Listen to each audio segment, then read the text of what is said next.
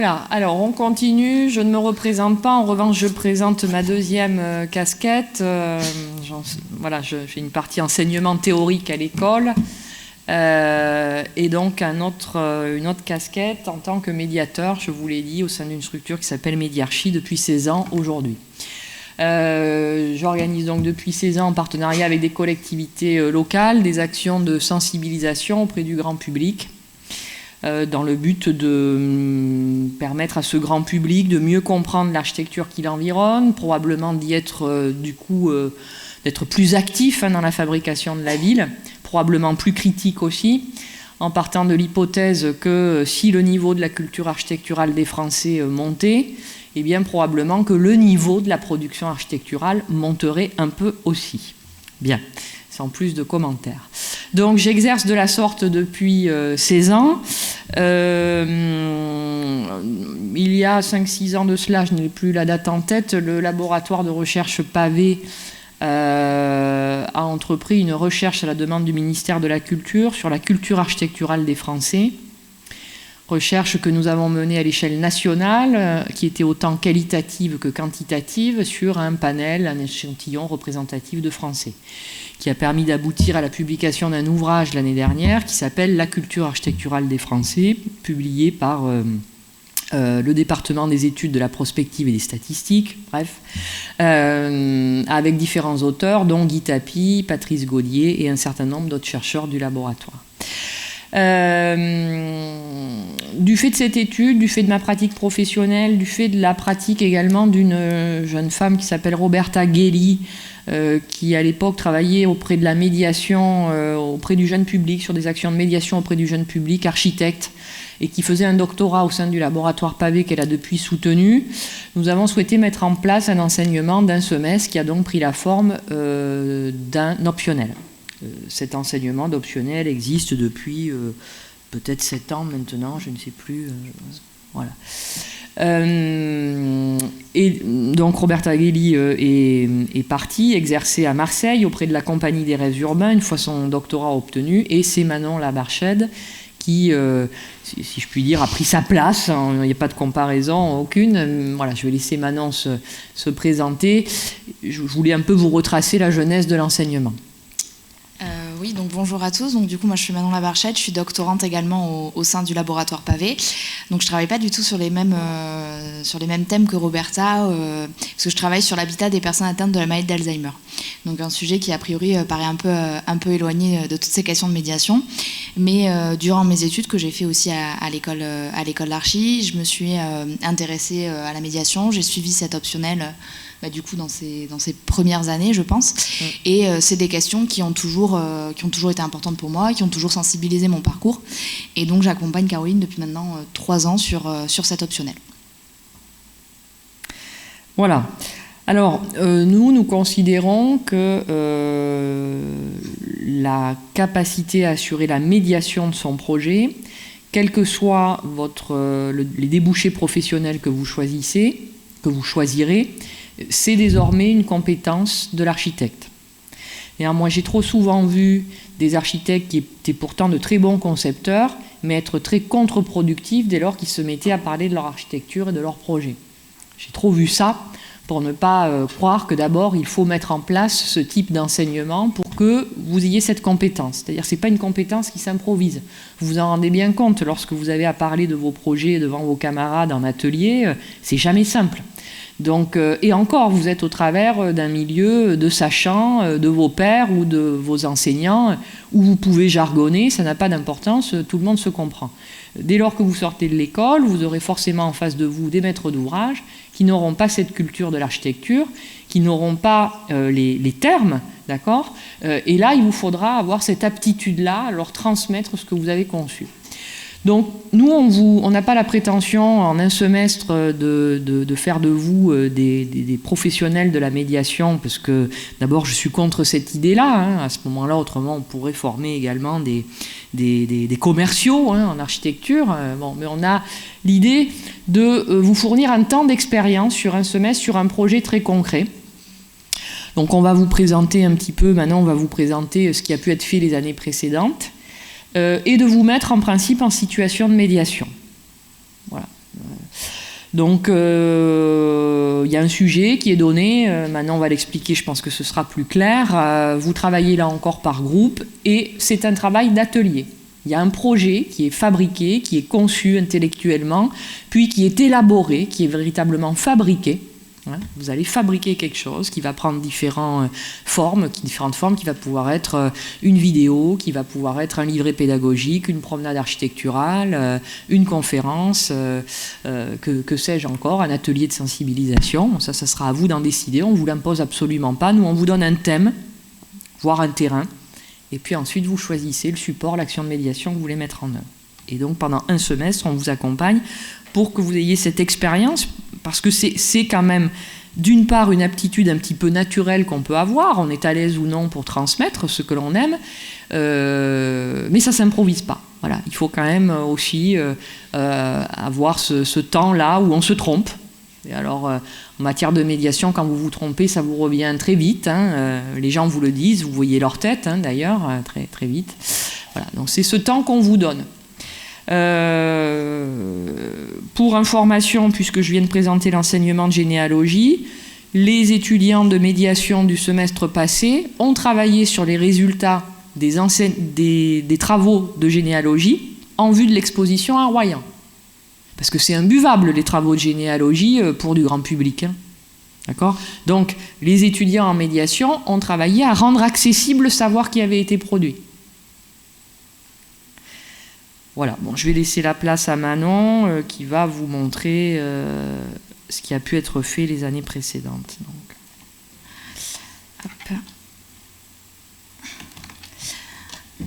Donc, un des travaux qu'on a effectué il y a 2 ans maintenant, c'est de se dire d'essayer de faire un recueil des travaux des étudiants depuis 2012, qui était la première année où l'optionnel a pris part. Ce qui est intéressant de voir, et ce que je vais vous montrer un peu dans ces différentes années, c'est que chaque année on essaie de mettre, quand c'est possible, d'avoir un partenariat, donc avec des collectivités locales, des mairies, pour vraiment en fait mettre les étudiants dans une situation aussi un peu de professionnalisation, une situation concrète où quelque part ils doivent faire face aux attentes de quelqu'un qui leur demande réellement une action de médiation. Donc les 2 premières années, ça a été, on a travaillé énormément avec le projet de Bordeaux Euratlantique. C'est un projet que maintenant vous devez connaître sur Bordeaux. C'est une opération d'intérêt national. Et les étudiants sont intervenus notamment à la maison du projet de Bordeaux Euratlantique pour essayer en fait de faire comprendre finalement aux usagers, alors on va dire aux riverains, mais aussi à toute personne en fait qui s'intéressait au projet, quel était l'intérêt d'une opération telle que Bordeaux Euratlantique et qu'est-ce que ça allait changer en fait par rapport à leur territoire. Donc on a eu des travaux assez différents. On a eu des travaux qui sont ciblés en fait sur des points un peu différents de l'opération. Donc par exemple celui-là qui était présenté par 2 étudiantes qui était en fait sous la forme d'un jeu de piste qu'elles réalisaient donc en direct avec des habitants qui se prêtaient au jeu et qui venaient faire ce jeu de piste avec elles et qui avait vraiment pour but de comprendre en fait tout ce qui va être les cheminements, la mobilité et toute en fait cette réflexion qui a pu être mise en place dans le cadre du projet de Bordeaux Euratlantique et comment réussir à le faire comprendre finalement aux habitants. Et donc là elles l'ont fait par l'intermédiaire d'un jeu de piste. Pour compléter ce que dit Manon, dans cet enseignement, il peut y avoir une dimension de design aussi.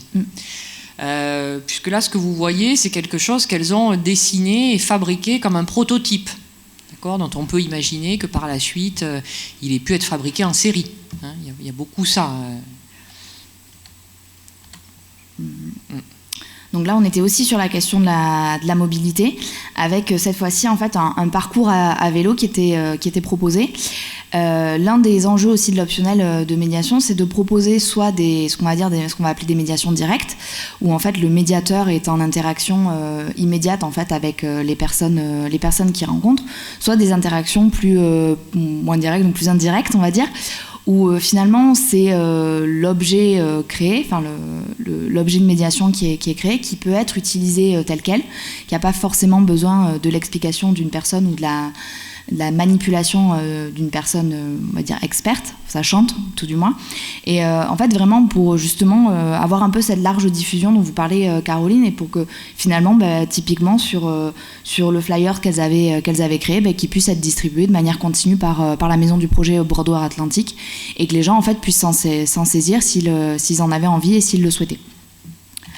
Donc ça, ce projet avec Bordeaux Atlantique, il a duré 2 ans. On a vraiment eu des travaux assez différents avec des thématiques particulières. Ce qui est assez intéressant sur l'optionnel de médiation, c'est qu'il faut bien que vous saisissiez, c'est que avant de réussir à faire une médiation et on va dire à la finalité de ce travail, c'est que vous devez avoir une compréhension et une connaissance de ce que vous tentez d'expliquer. Et ça, c'est quelque chose qui au début du semestre, on a du mal à le faire saisir, mais en fait, c'est-à-dire que l'objet en soi que vous créez, il aura beau être absolument magnifique, très bien designé comme ça, si vous, de base, vous n'avez pas compris et vous n'avez pas à expliquer ce que vous voulez, les problématiques qui sont sous-tendues au thème sur lequel on travaille. Finalement, oui. Et en fait, vous n'arriverez pas l'objet en soi ne suffira pas. Donc, il y a vraiment ce double travail entre d'abord un travail de fond, où vraiment il faut que vous arriviez à vous approprier le fond du projet, mais aussi un travail de forme qui vient peut-être des fois dans un second temps, des fois en parallèle. Enfin, ça dépend vraiment des étudiants et des temporalités du semestre. Non, c'est toujours la même année. Donc il y a eu une année donc en 2014-2015 où le thème de cette année était la question de la ville au cinéma, où les étudiants en fait ont travaillé avec la mairie de Talence et le Dôme de Thouars, si je ne dis pas de bêtises. Et en fait ça a été couplé avec une conférence que tu réalisais sur la question de la ville au cinéma, et où en fait les étudiants ont pu présenter leurs travaux finalement au public qui on va dire les aficionados de Médiarchie et des conférences de Caroline. Donc, s'il les a vraiment mises en situation concrète de leurs actions de médiation. Donc là, on avait par exemple 3 filles qui avaient travaillé sur les castings de monuments, où en fait, vraiment, leur médiation prenait la forme d'une pièce de théâtre, finalement, où chacune d'entre elles venait présenter un bâtiment, un monument emblématique. Donc, on avait la Tour Eiffel, on avait la Statue de la Liberté.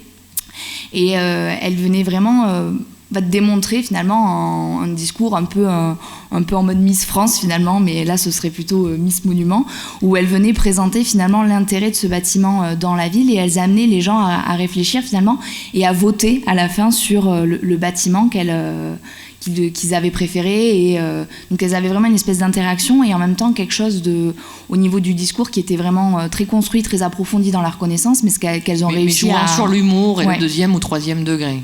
Et vraiment donc sous la forme de cette espèce de pièce de théâtre assez intéressante à voir. Donc on avait également un jeu sur en fait qui revenait qui liait des différents films et différents mouvements en fait architecturaux et artistiques, pour venir finalement sous forme de quiz, un peu comme qu'on peut avoir dans les magazines, pour que les gens arrivent à définir finalement quel héros et à quel mouvement ils correspondaient en répondant en fonction de leur caractère et différentes questions auxquelles ils répondaient. Donc on avait vraiment différents travaux comme ça. On a également travaillé avec la ville de Saint-Médard-en-Jalles, donc lors du printemps urbain de Saint-Médard-en-Jalles, donc qui est un événement culturel qui est présenté par la ville chaque année, et où là encore les étudiants en fait ont pu présenter leurs travaux aux différentes personnes finalement qui venaient lors de ce moment culturel, et donc avec des travaux vraiment différents. Ce qui est intéressant aussi de voir dans ces travaux, c'est que ils ne s'adressent pas forcément au même public. C'est-à-dire que le public auquel vous vous adressez va être vraiment déterminant aussi de votre travail. Là, par exemple, on avait des étudiants qui s'étaient intéressés aux enfants, donc à un public assez jeune, justement, pour les faire réfléchir sur la question de l'évolution il me semble, d'un bois qui était à proximité de leur école maternelle. Et donc vraiment, là, ils avaient axé leur action de médiation sur un public jeune, ce qui forcément n'implique pas les mêmes choses, les mêmes enjeux, n'a pas les mêmes objectifs, et à des niveaux de compréhension un peu différents. Donc ça aussi, c'est quelque chose que vous allez découvrir, que vous allez pouvoir travailler pendant le semestre, c'est finalement à quel public et à quel type de personnes on s'intéresse et vers qui en fait on décide de mener cette action de médiation. Tiens, qui ça? Il est parti en salle 5 avec ses PFE. Ouais.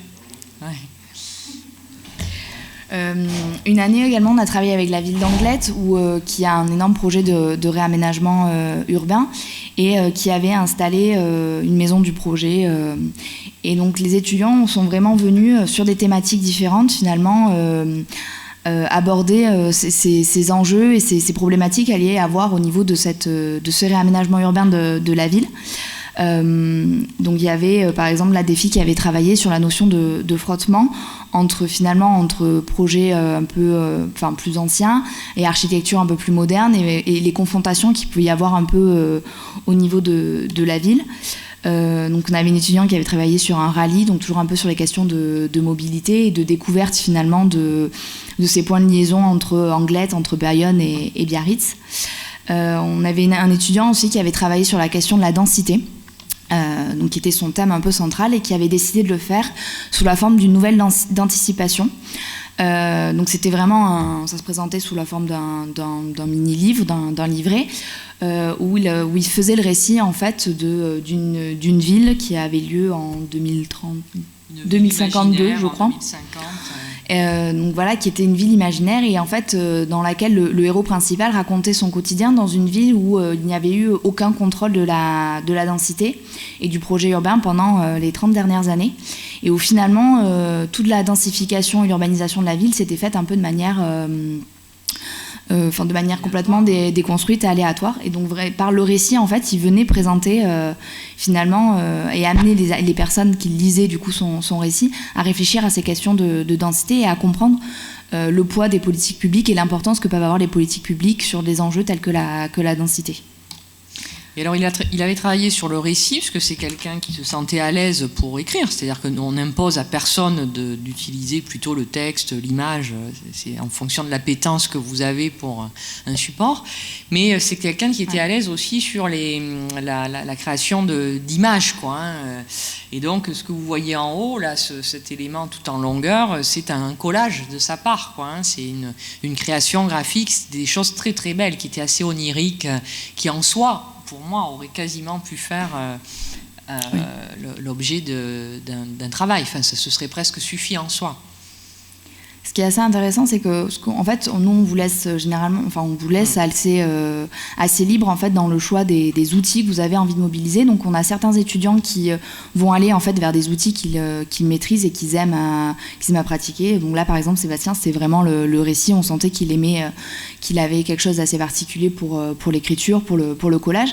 Mais il y a certains des étudiants aussi qui décident d'expérimenter des nouveaux outils. Donc, par exemple, qui vont l'atelier maquette ou qui nous font des montages vidéo alors que c'est la première fois qu'ils utilisent un logiciel vidéo. Enfin, c'est aussi vraiment un laboratoire un peu d'expérimentation qu'on vous propose et que vous pouvez expérimenter durant un semestre. Donc c'est généralement assez intéressant les rendus toujours qu'on a qui sont assez impressionnants. C'est très contrasté, quoi. C'est fini. Alors bon, les travaux de cette année, on les a pas mis dans ce recueil encore. Mais bon, en septembre, pour ceux d'entre vous qui auront choisi l'enseignement, on vous les présentera. C'est vrai que c'était un assez bon cru aussi. Voilà. Est-ce que vous avez des questions? Oui. Pas trop. Enfin, si, bien sûr, on n'attend pas le mois de septembre, mais on n'est encore pas complètement arrêté. Voilà, bon, donc non, mais c'est pas. Donc, je pense venir en septembre pour le découvrir. On l'a jamais annoncé en amont, quoi. On l'a jamais annoncé en amont parce qu'on considère que si vous vous intéressez à l'acte de médiation, quel que soit le thème, bon, voilà. D'autres questions? Bien, oui. Oui. Non, j'ai cru que je l'avais dit, pardon. De nouveau, vous allez travailler par 2, par 3. Là, c'est arrivé, contrairement à la généalogie, où c'est plus compliqué, mais que, bon, vous puissiez être par 4. Ça dépend du nombre que vous serez. du nombre que vous serez, parce qu'après c'est plus ou moins gérable. Souvent il y a des gros groupes en médiation. Ça, voilà. Et après, là, par exemple, sur les derniers projets que je vous ai présentés, c'est une promotion où ils étaient assez peu nombreux. Et donc, on a eu aussi des étudiants qui étaient en individuel. Qui étaient en individuel aussi. On a eu, je crois, il y avait 3 ou 4 étudiants qui étaient en individuel. Donc, mais généralement, ça se fait plutôt par groupe. Ça non plus, on ne l'impose pas. Si vous êtes très nombreux, on vous invite fortement à vous mettre par groupe. Voilà. Et s'il y a des incompatibilités d'humeur, on ne va pas vous faire supporter quelqu'un que vous ne pouvez pas encadrer pendant un semestre.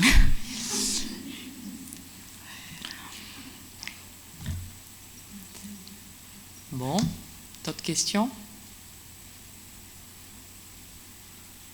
Bien, donc je redis ce que j'ai dit tout à l'heure. Nous sommes à votre disposition par mail. Nos adresses mail sont les mêmes que pour tous les enseignants de l'école. Voilà, donc bel été d'ici là. Merci de votre attention.